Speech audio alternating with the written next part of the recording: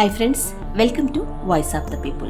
ఏ పార్టీలైనా ఎన్నికల ముందు చాలా హామీలు ఇస్తాయి. అయితే ప్రభుత్వాన్ని ఏర్పాటు చేశాక ఆ పార్టీలు ఎన్ని హామీలను అమలు చేశాయి, అమలు చేస్తున్నాయి అనే ఆచరణ మీదే ప్రజల పట్ల ప్రభుత్వాల నిబద్ధత తెలిసిపోతుంది. తెలంగాణ రాష్ట్రంలో అధికారంలోకి వచ్చిన కాంగ్రెస్ పార్టీ కూడా ఇచ్చిన హామీలను నెరవేర్చలేకపోతోందని, హామీలను అమలు చేసేందుకు కాలయాపన చేస్తోందని అంటున్నారు టీపీజేఏసీ నాయకులు కన్నెగంటి రవి. ఇప్పుడు భూమి లేని గ్రామీణ ఉపాధి హామీ వ్యవసాయ కూలీలకు చెల్లిస్తామన్న ఇందిరమ్మ ఆత్మీయ భరోసా కూడా ఇప్పటికే ఎంపిక చేసిన వారికి కూడా అందించడానికి నిధులు అందుబాటులో లేవని కాలయాపన చేస్తుంది ప్రభుత్వం. 2023 తెలంగాణ అసెంబ్లీ ఎన్నికల సందర్భంగా కాంగ్రెస్ పార్టీ విడుదల చేసిన అభయహస్తం మేనిఫెస్టోలో భూమి లేని ఉపాధి హామీ రైతు కూలీలకు ఏడాదికి 12,000 రూపాయలు ఇందిరమ్మ రైతు భరోసాగా ఇస్తామని హామీ ఇచ్చింది. ఇదే మేనిఫెస్టోలో ఇచ్చిన 6 గ్యారెంటీల్లో కూడా వ్యవసాయ కూలీలకు 12,000 రూపాయలు రైతు భరోసాగా ఇస్తామనే హామీని సవరించింది. 2023 డిసెంబర్ 7న అధికారంలోకి వచ్చి 13 నెలల కాలం గడిచాక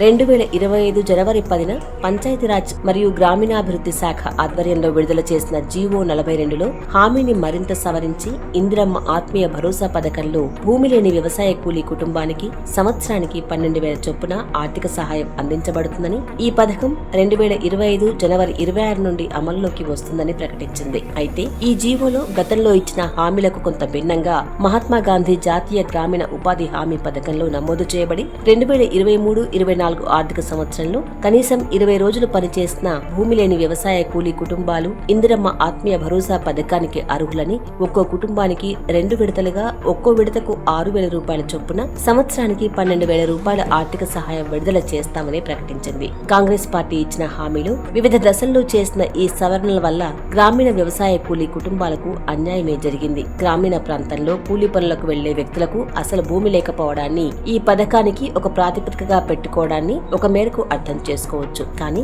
ఈ పథకం కింద సహాయం అందించడానికి వ్యక్తులను కాకుండా కుటుంబాన్ని ప్రాతిపదికగా పెట్టుకోవడం వరంగల్ డిక్లరేషన్ లో 6 గ్యారెంటీల్లో ఇచ్చిన హామీకి విరుద్ధమైంది. అక్కడ ఇచ్చిన హామీ వ్యవసాయ కూలీలకు. ఈ పదం చాలా ముఖ్యమైనదన్నమాట. వ్యవసాయ కూలీలకు 12,000 రూపాయల సహాయం ఇస్తామని చెప్పారు అక్కడ. కానీ జీవో ఇచ్చే నాటికి దీన్ని సవరించి కుటుంబానికి అని చెప్పి లబ్ధిదారుల సంఖ్యను కుదించారు. అలాగే భూమి లేని వ్యవసాయ కూలీలకు అనే హామీకి భిన్నంగా ఉపాధి హామీ పథకంలో కనీసం 20 రోజులు పనిచేసి ఉండాలనే నిబంధన చేర్చడం వల్ల లబ్ధిదారుల సంఖ్యను మరింతగా కుదించారు.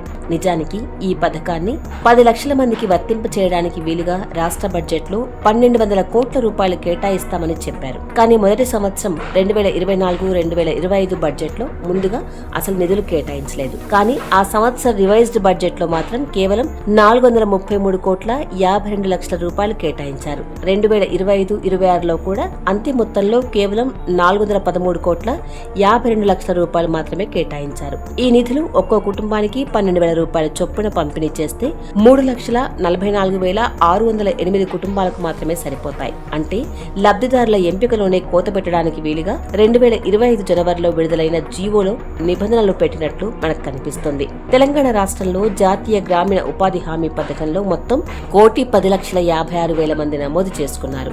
మొత్తం జాబ్ కార్డులో కేవలం 32,96,000 జాబ్ కార్డులు మాత్రమే యాక్టివ్ గా ఉన్నాయి. ఈ యాక్టివ్ జాబ్ కార్డులలో 55,86,000 మంది కార్మికులు మాత్రమే యాక్టివ్ గా ఉన్నారు. నిజానికి ఈ పథకం గ్రామీణ పేద కుటుంబాలకు 100 రోజుల పని హక్కుగా కల్పించడానికి వచ్చింది. కానీ గత 6 సంవత్సరాల గణాంకాలను పరిశీలిస్తే ఈ పథకం లక్ష్యాన్ని చేరుకోవడం లేదని స్పష్టంగా కనిపిస్తోంది.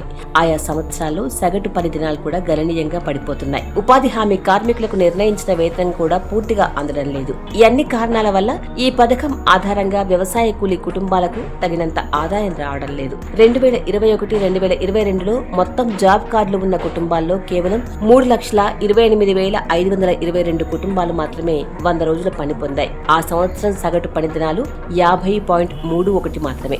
ఆ సంవత్సరం కార్మికులకు అందిన సగటు వేతనం కేవలం 172 రూపాయలు మాత్రమే. 2023-24లో మొత్తం జాబ్ కార్డులు ఉన్న కుటుంబాల్లో కేవలం 1,34,969 కుటుంబాలు మాత్రమే 100 రోజుల పని పొందాయి.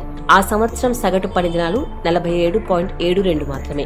ఆ సంవత్సరం కార్మికులకు అందిన సగటు వేతనం 181 రూపాయలు మాత్రమే. 2024-2025లో మొత్తం జాబ్ కార్డులు ఉన్న కుటుంబాల్లో కేవలం 92,689 కుటుంబాలు మాత్రమే 100 రోజుల పని పొందాయి. ఆ సంవత్సరంలో సగటు పని దినాలు 45.82 మాత్రమే. ఆ సంవత్సరం కార్మికులకు అందిన సగటు వేతనం కేవలం 213 రూపాయలు మాత్రమే. నిజానికి ఉపాధి హామీ పథకంలో పథకంలో దినసరి వేతనం 235 రూపాయలు అనుకున్నా 100 రోజుల పని దొరికితే వారికి కనీసం 23,500 రూపాయల ఆదాయం రావాలి. కానీ సగటు పని దినాలు పడిపోవటం వల్ల నిర్ణయించిన పూర్తి వేతనం వారికి అందకపోవటం వల్ల ఈ పథకంలో దొరికే ఉపాధితో ఆయా కుటుంబాలకు కేవలం సంవత్సరానికి 7,500 నుంచి 8,000 రూపాయలు మాత్రమే అందుతున్నాయి. అంటే కనీసం ఒక్కో కుటుంబం 15,000 రూపాయలు నష్టపోతుందన్నమాట. నిజంగా రాష్ట్ర ప్రభుత్వం అన్ని కుటుంబాలకు ఇందిరమ్మ ఆత్మీయ భరోసా పథకం అమలు చేసినా ఆయా కుటుంబాలకు ఉపాధి హామీ పథకంలో జరుగుతున్న నష్టం కూడదు.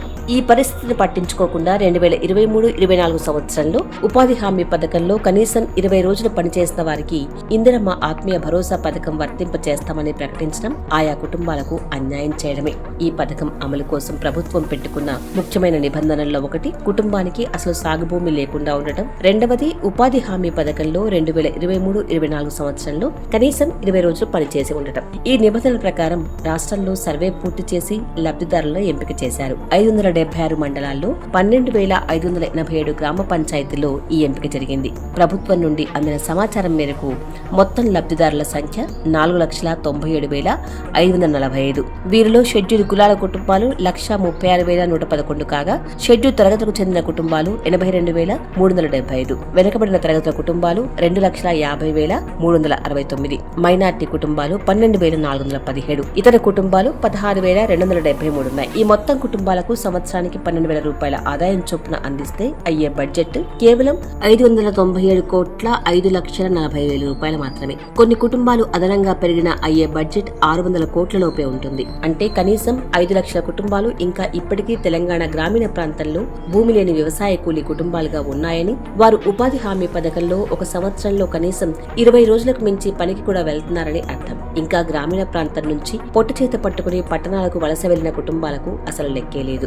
నిజానికి ఉపాధి హామీ పథకంలో 2023-24 ఆర్థిక సంవత్సరంలో 1 నుండి 14 రోజుల లోపు ఉపాధి పొందిన కుటుంబాలు 4,87,405 ఉన్నాయి. 15 నుండి 30 రోజుల లోపు ఉపాధి పొందిన కుటుంబాలు 4,78,499 ఉన్నాయి. 31 నుండి 40 రోజుల ఉపాధి పొందిన కుటుంబాలు 2,50,825 ఉన్నాయి. 41 నుంచి 51 రోజుల ఉపాధి పొందిన కుటుంబాలు 2,20,718 ఉన్నాయి. ఆ సంవత్సరంలో మొత్తం ఉపాధి పొందిన 25,32,565 కాగా 11 లక్షల కుటుంబాలకు పైగా కేవలం 50 రోజుల్లో మాత్రమే ఉపాధి పొందారు. 14 రోజులలోపు పనిచేసిన మొదటి కేటగిరీ 4,87,405 కుటుంబాల్లో అనేక మంది భూమి లేని వ్యవసాయ కూలీ కుటుంబాలు ఉండే అవకాశం ఉంది. ఇందిరమ్మ ఆత్మీయ భరోసా పథకానికి కనీసం 20 రోజులు పనిచేసి ఉండాలనే నిబంధన వల్ల ఆ కుటుంబాలు నష్టపోయే ప్రమాదం ఉంది. కాబట్టి భూమి లేని వ్యవసాయ కూలీ కుటుంబాలన్నింటికీ ఒక్కరోజు ఉపాధి హామీ పథకంలో పనిచేసిన ఇందిరమ్మ ఆత్మీయ భరోసా పథకాన్ని అమలు చేయడం అవసరం. మిగిలిన పథకాలతో పోల్చినప్పుడు ఇందుకోసం బడ్జెట్ కూడా ఎక్కువ ఖర్చు కాదు. గ్రామీణ కుటుంబాలకు 1 గుంట వ్యవసాయ భూమి ఉన్నా వారిని ఇందిరమ్మ ఆత్మీయ భరోసా పథకం నుండి మినహాయిస్తున్నారు. రైతు భరోసా పథకం పరిధిలోకి నెడుతున్నారు. ఇందిరమ్మ ఆత్మీయ భరోసా పథకంలో భూమి లేని వ్యవసాయ కూలీ కుటుంబానికి సంవత్సరానికి 12,000 రూపాయలు అందుతాయి. కానీ 1 గుంట సాగు భూమి ఉన్న కుటుంబానికి సంవత్సరానికి 300 రూపాయలు అందుతాయి. భూ కమతాల నిర్వచనంలో నిజానికి ఎకరం లోపు సాగు భూమి ఉన్న రైతులందరూ భూమి లేని రైతుల కేటగిరీలోకి వస్తారు. కానీ తెలంగాణ రాష్ట్ర ప్రభుత్వం 1 గుంట సాగు భూమి ఉన్న వారిని రైతు భరోసా పథకంలోకి నెట్టడం ద్వారా అన్యాయం చేస్తోంది. రాష్ట్రంలో 1 ఎకరం లోపు సాగు భూమి కలిగిన రైతులు 24,22,000 మంది ఉన్నారు. వీళ్లందరూ పేదలే, వ్యవసాయ కూలీపై ఆధారపడేవారే.